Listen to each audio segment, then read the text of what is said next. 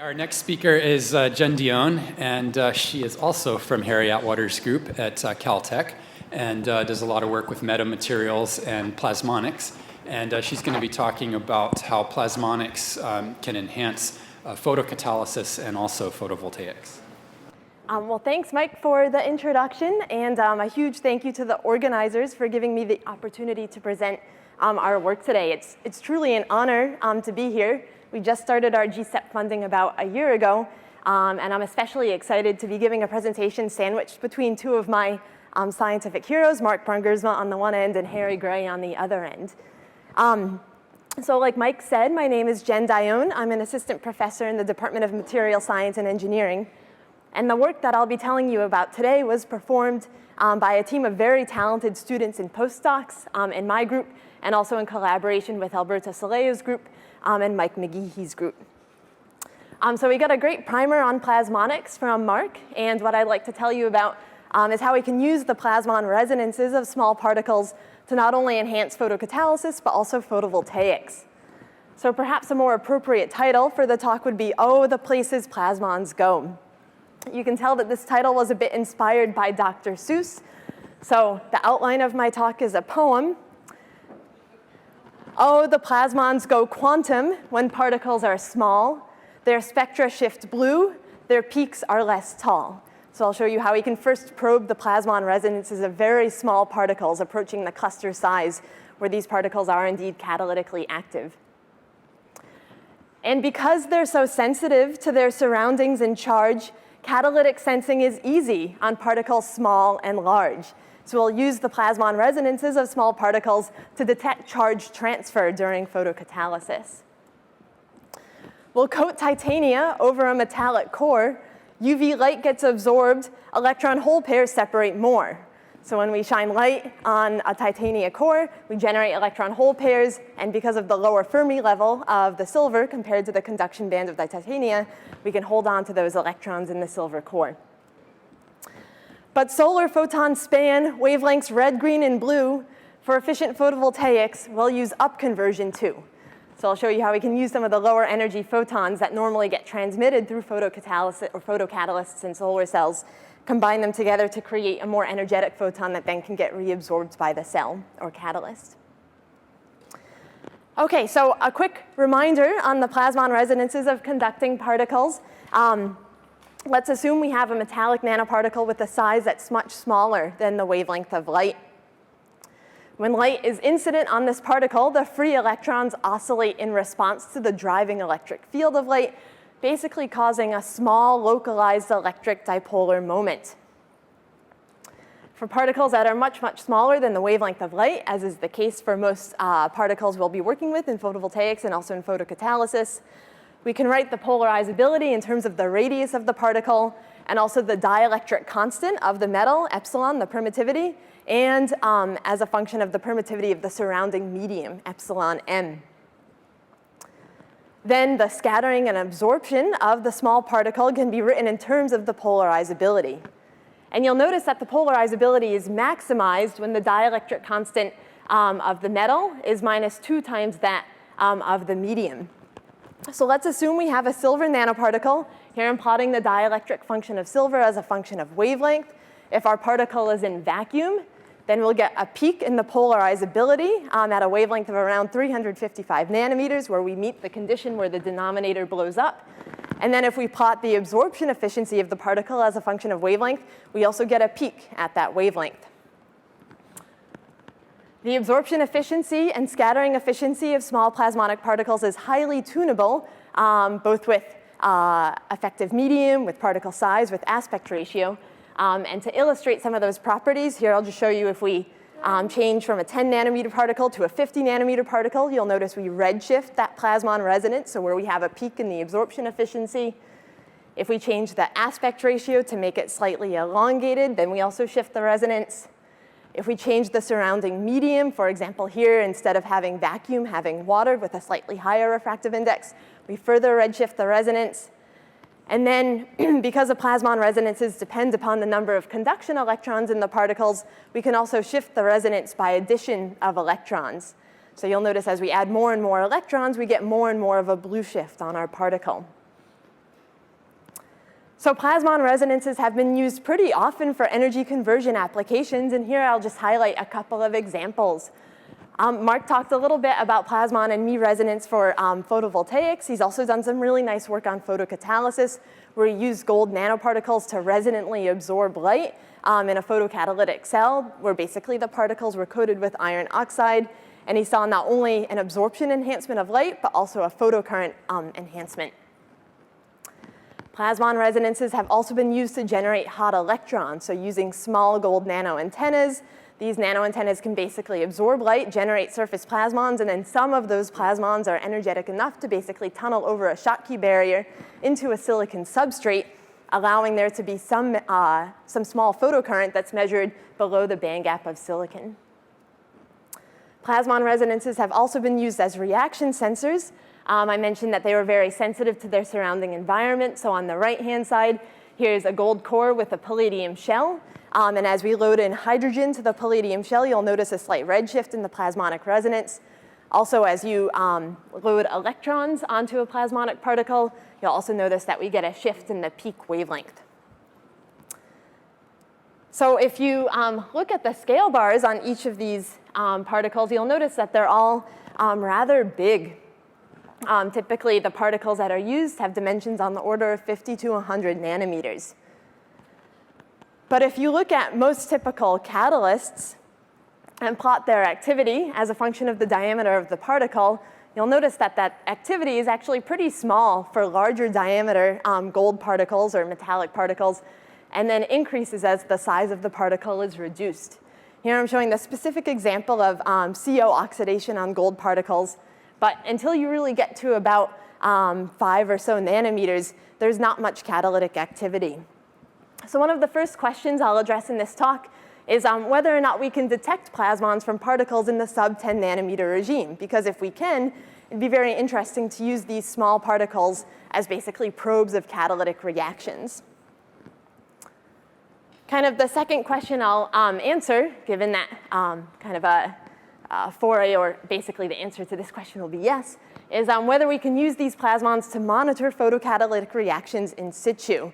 And as I mentioned in the poem, we'll look at the specific example of a titania shell over a plasmonic core and monitor single particle catalysis. So that way we can really deconvolve some of the properties that you see in ensemble measurements and get a good feeling as to how the size and shape of individual catalytically active particles is affecting their activity.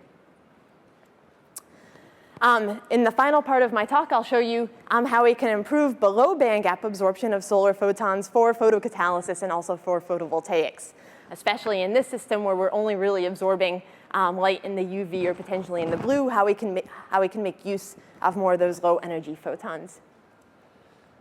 OK, so starting off with the first topic, how can we probe the plasmon resonances of very small catalytically active particles? It sounds kind of like a boring topic, but it turns out that probing the plasmon properties of very small particles is pretty challenging and has been a topic of debate for about a decade. And part of that challenge arises from the weak optical scattering of very small particles, also particle heterogeneity in the ensemble, the effects of organic ligands for particles that had been made, for example, in solution. And if you look through the literature, all of these kind of convoluting effects have led to conflicting results. So here I'm showing two experiments. One is an ensemble measurement of silver particles that have been coated with oleoamine ligands. They were synthesized by the Schatz group. These were ensemble measurements, but the monodispersity of the particles is extremely high. And if you plot their absorption efficiency as a function of the particle size, here the diameter is reduced from 17.8 nanometers down to 2.2 nanometers. They noticed a pretty sizable redshift. You'll also notice, since I mentioned the weak optical scattering, here for the 2.2 nanometer particles in an ensemble measurement, they had to scale their spectra by a factor of 400 just to put it on the same scale. But then single particle measurements indicated a blue shift of the plasmon resonance as the diameter was reduced from 60 nanometers down to 10 nanometers down to 5 nanometers. So given these conflicting results, what we wanted to do is basically look at the plasmon resonances of individual small particles that have the potential to be catalytically active, so that way we can use that plasmon resonance as a means of sensing catalysis. And we wanted to be able to do not only single particle measurements, but be able to correlate the spectra with the exact size. So on this measurement, you'll notice there are pretty large error bars associated with the size. Because they were using an optical measurement, they couldn't go back and carefully look at exactly the size of the individual particle they were looking at. So to probe very small plasmonic particles and also to correlate their resonances with their structure, we used electron energy loss spectroscopy. Basically, you take a monochromated electron beam focused onto your sample, here shown in blue, and then pass it through a dark field detector into an EEL spectrometer and onto a CCD. So when the electrons pass through your sample, some of those electrons are going to couple to the collective electron oscillations in your particles, namely to the plasmon resonances. And those electrons from your beam that pass through your particle interact with the modes are then going to lose some energy because they've lost energy to exciting the modes. And you can detect that electron energy loss using the EEL spectrometer prism. So I also mentioned that one of the problems in determining the plasmon resonances of small particles were the ligands. We synthesized individual organic ligand-free nanoparticles using a colloidal synthesis. We made particles ranging from about 20 nanometers down to about 1.5 nanometers. And this slide is mostly meant to kind of highlight the capabilities of Stanford shared nano facilities. We use the aberration-corrected TEM, where you can really see the atomic resolution of each of these particles.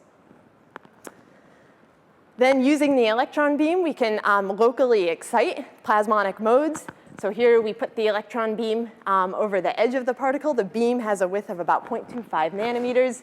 And you'll notice that we can detect the energy loss. We've got one nice peak here, corresponds to the surface plasmon resonance. As you start scanning the beam closer to the center of the particle, here at position 2, you'll notice a second peak develops. This is actually the bulk plasmon resonance, kind of a breathing mode of the electrons within the nanoparticle. And then as you move to the center of the particle, now the beam is passing through a lot of the atoms in the bulk. So you excite both the surface resonance and also some of the bulk resonance.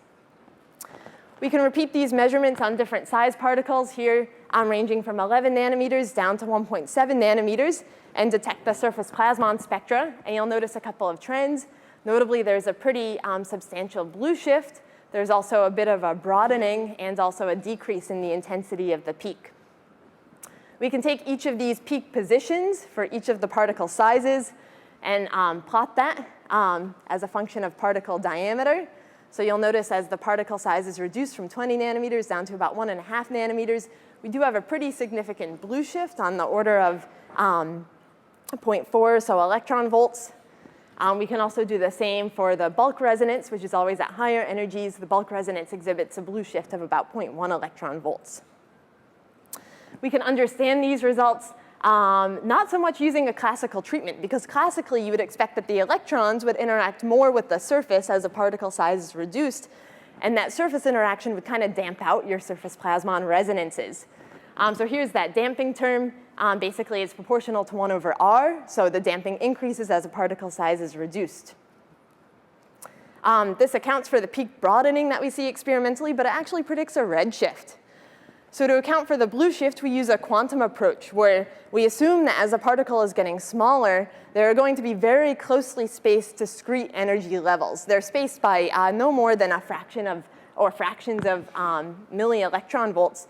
But nonetheless, if you sum over all of the quantum allowed electronic transitions, put that into the permittivity, you can very accurately predict using just a purely analytic model or analytic solution of Schrödinger's equation, how the plasmon resonance shifts as a function of particle diameter. So here's that quantum analytic model where I'm plotting the absorption efficiency basically on the color map. We can overlay our experimental results. Classically, if you just use classical me theory, you'd expect the plasmon resonances to lie along this white line. So you'll notice that for particles smaller than about 5 nanometers, we've got a pretty significant transition into these quantum-influenced plasmon resonances.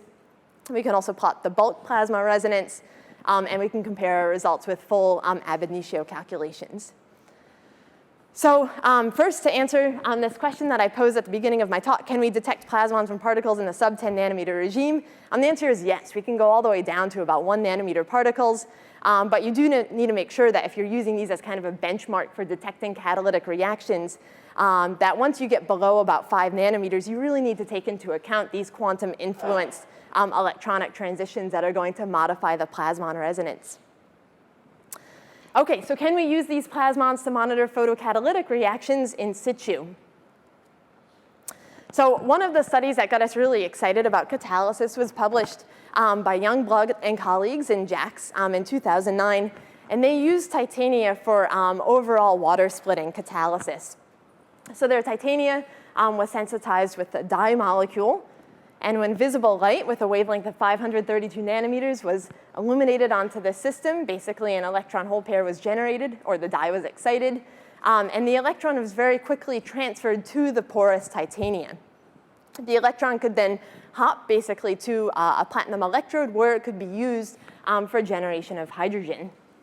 And then the idea is that basically an electron in an iridium nanoparticle could quickly transfer with the hole. Here it took about 2.2 milliseconds, allowing for water oxidation, so thereby enabling the full water splitting reaction. One of the problems with this full water splitting catalysis reaction is that the electron in the porous titania would very quickly recombine with the hole in the dye. So this reaction of the electron with the dye occurred in 0.37 milliseconds, competing with this reaction that would otherwise enable water oxidation. So essentially, this water oxidation was extremely inefficient. So we were wondering, based on these results, first, is there a way we can use plasmon resonances to detect charge transfer in these water-splitting catalysis reactions? And then secondly, can we somehow use plasmon resonances to enable long-lived charge separation? So if we were to embed a silver or some other metallic core in the titania that could then hold on to the electron until it was discharged, that might be a potential route to enhancing the overall water splitting efficiency of this catalytic system.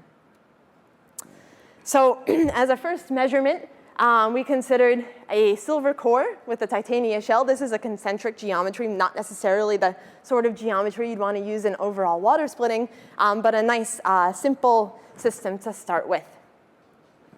So the band alignment is such that the conduction band of titania is slightly higher than the Fermi level of silver. And when you illuminate titania with ultraviolet light, you generate electron hole pairs, and the electrons quickly transfer into the silver. We can use ethanol as a hole scavenger to maintain overall charge neutrality. And then as long as the illumination is kept on, you keep filling up the silver with more and more electrons. So as part of the goals of this project, we first wanted to synthesize well-dispersed titanium nanoparticles so that way we could look at single particle catalysis and get some insight into kind of structure-function relationships in these catalysts. And then we wanted to characterize our photocatalytic activity using both optical microscopy and eventually electron microscopy. So here you can see synthesis of well-dispersed titanium nanoparticles. There are many particles here. The average titania shell thickness is about 10 nanometers, and here the particle size is also on the order of 10 nanometers. When you start just with the silver seeds and coat them with titania, you see this characteristic redshift because you've increased the refractive index of the surrounding media. And then you also see the onset of the titania absorption in the ultraviolet. We can then use a UV lamp to irradiate these nanoparticles that have been de-aerated. And depending upon how long you illuminate the particles, you'll wind up getting a blue shift until that blue shift saturates right around 20 nanometers after about 5 minutes of illumination. So basically, we've been creating electron hole pairs. The electrons have been going into the silver. And after about 20 minutes of ultraviolet illumination at these low powers we were using, we've basically saturated the electron core, or the silver core with electrons. You'll also notice that we get an increase in the red absorption due to basically electron trapping at the Ti4+ sites in the titania.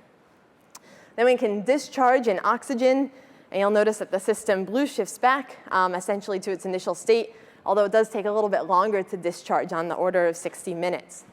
So here's a plot of the peak position, both with charging, where we get a blue shift on the order of 20 nanometers, and then discharging, where it takes a little bit longer for the system to fully discharge back to its equilibrium state. So for single particle optical measurements, basically we loaded these particles into a flow cell.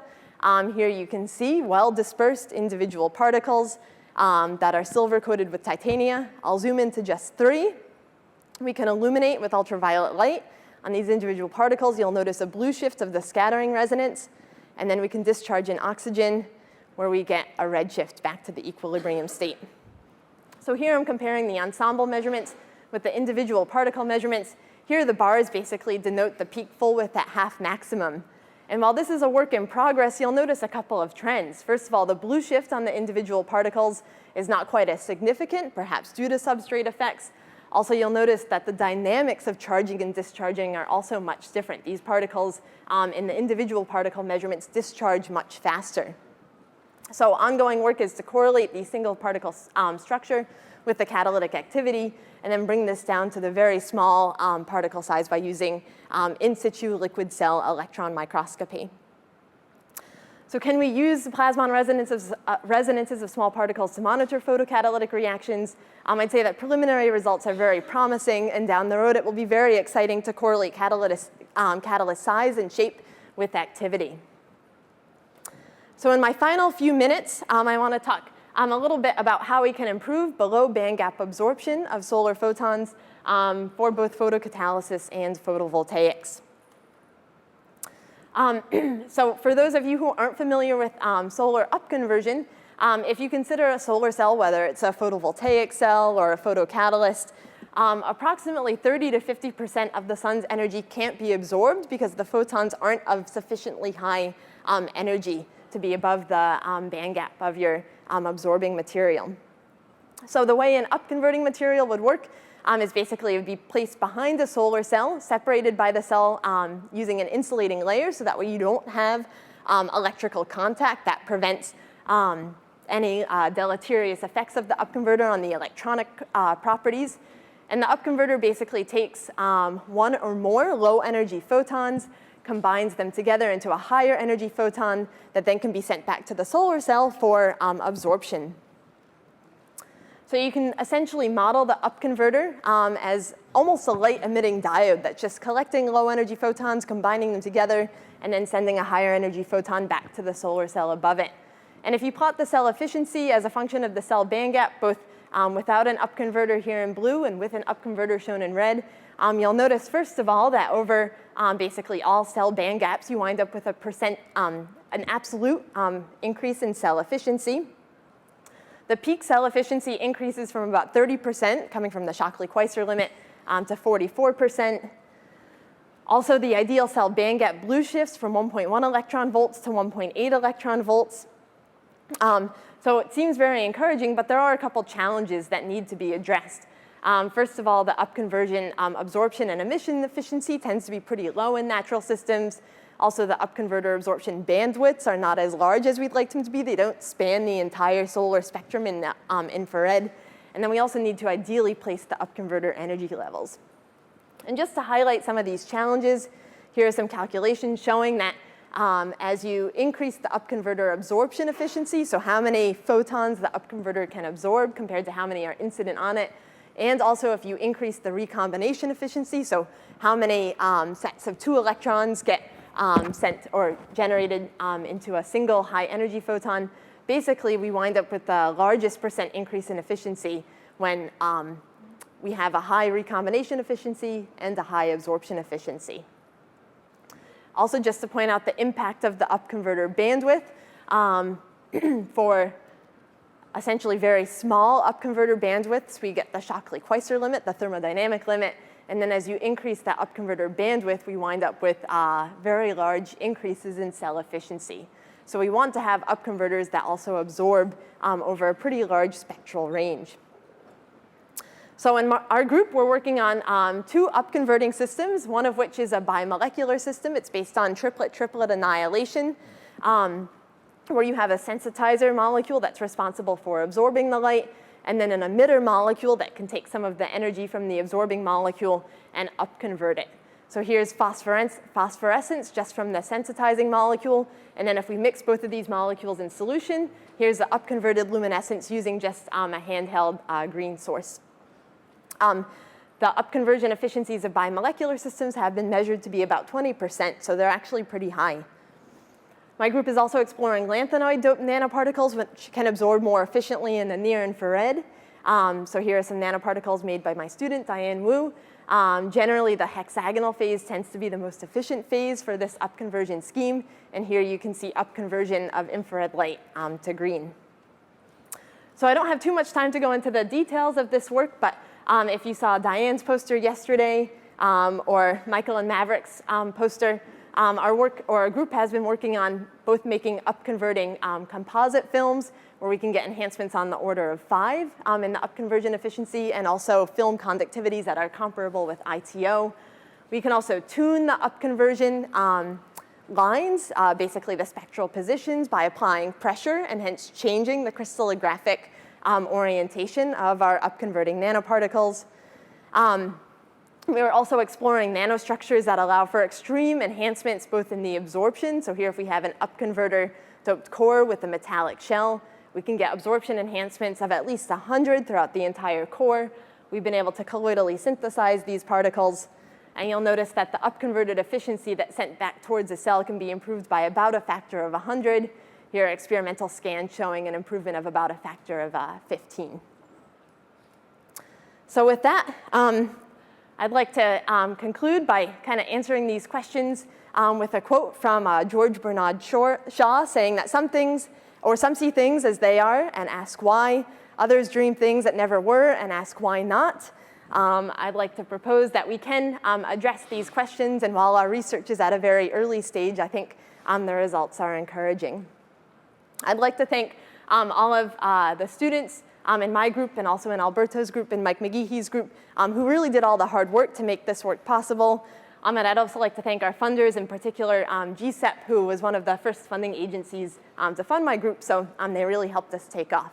And thanks to all of you for your attention.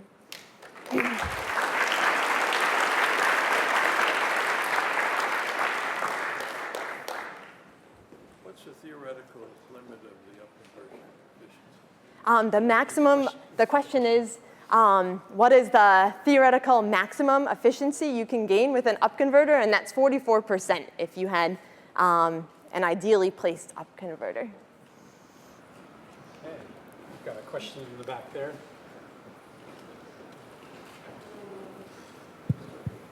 Thank you for that excellent talk. Your oxide-coated silver particles, at the interface, one would expect to see perhaps some silver oxide. And silver oxide is itself a photocatalyst. So have you considered that? Is that an issue or not? Yeah, that's an excellent question. We spent quite a bit of time just trying to make dispersed silver particles coated with titania. Titania tends to form networks, so it's pretty challenging just to make individual ones. But to better characterize what's happening at the interface, what we're trying to do is coat different thicknesses of titania kind of concentrically around the particles. And then we'll combine our optical measurements with basically yield scans, where we can get a sense of the chemical composition as you're going from the shell to the core. So I mean, that's a great point. You do tend to form an oxide, and this is not an air-free synthesis. So I do expect there is probably at least a monolayer of silver oxide. And it'll be interesting to see, as you vary the titania shell thickness, how that oxide is also impacting the catalytic activity.